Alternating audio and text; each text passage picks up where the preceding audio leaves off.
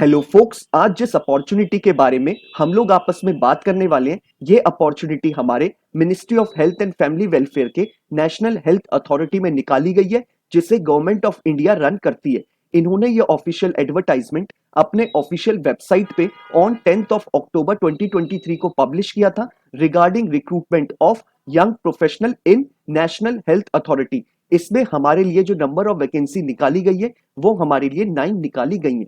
इस एडवर्टाइजमेंट की सारी डिटेल्स आपके साथ शेयर करने से पहले एक इंपॉर्टेंट इंफॉर्मेशन वीडियो की स्टार्टिंग में आप सभी को देने चाहता हूं। जो भी कैंडिडेट अभी लॉ स्टूडेंट है, लॉ ग्रेजुएट हो चुका है या फिर प्रैक्टिसिंग एडवोकेट है ऑल ओवर इंडिया के किसी भी कोर्ट में, अगर वो चाहता है हमारे लीगल फर्टिनिटी के रिगार्डिंग हमारे इंडिया में कोई भी वैकेंसी निकले, चाहे वो आपके इंटर्नशिप की वैकेंसी हो, चाहे वो आपकी जुडिशरी की वैकेंसी हो, चाहे कोई कॉर्पोरेट वैकेंसी हो, या फिर सेंट्रल और स्टेट गवर्नमेंट के द्वारा निकाली गई कोई बैंक की वैकेंसी हो, या फिर पब्लिक सेक्टर अंडरटेकिंग यानी पीएसयू की वैकेंसी हो, या फिर हमारे प्रैक्टिसिंग एडवोकेट्स के लिए निकाली गई इम्पैनलमेंट की वैकेंसी हो, it means all over India में हमारे लीगल फर्टिनिटी के रिगार्डिंग कोई भी वैकेंसी निकलेगी, उस वैकेंसी के रिगार्डिंग इस चैनल पे आपको टाइमली अपडेट मिल जाएंगी, ताकि आप टाइमली ही उन रिक्रूटमेंट प्रोसेसेस का पार्ट बन पाए और जल्दी से जल्दी एक अच्छी अपॉर्चुनिटी को ग्रैब कर पाए।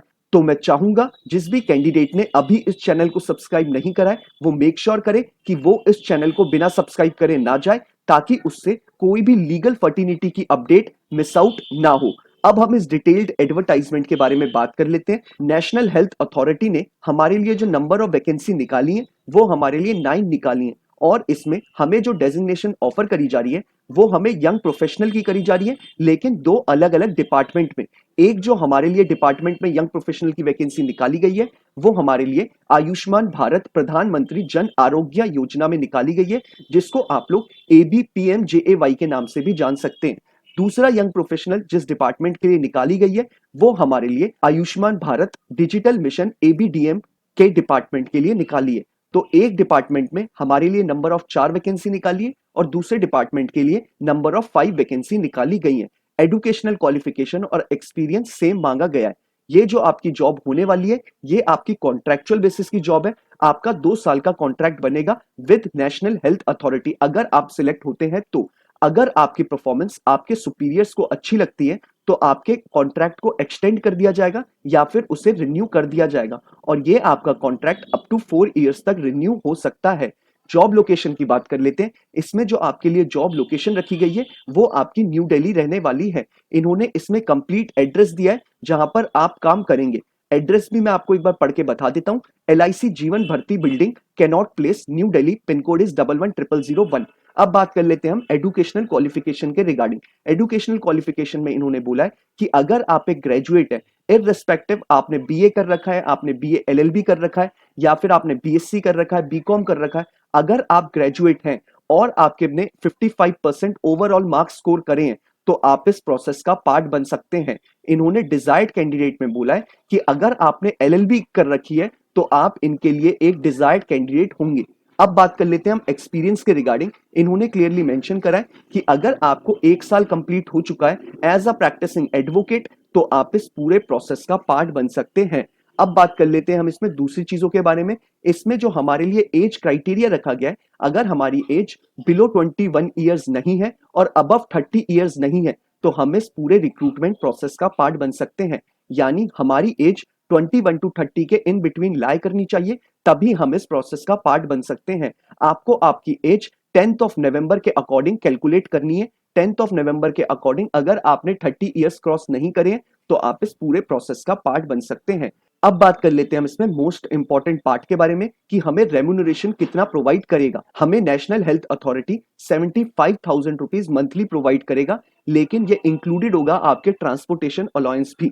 यानी आपको सिर्फ 75,000 रुपीज मंथली प्रोवाइड करा जाएगा, इससे एक्स्ट्रा आपको कुछ भी अलाउंस प्रोवाइड नहीं करा जाएगा।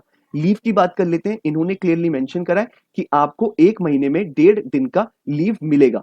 अब बात कर लेते हैं वर्किंग आवर्स के बारे में। इन्होंने क्लियरली मेंशन करा है कि आपके वर्किंग आवर्स 9:30 AM से 6 PM के होंगे, और अगर कुछ टाइम में अगर वर्कलोड ज्यादा होता है तो आपको इसके बियॉन्ड जाकर भी काम करना होगा। अब बात कर लेते हैं कि हमें इस प्रोसेस का कैसे पार्ट बनना है।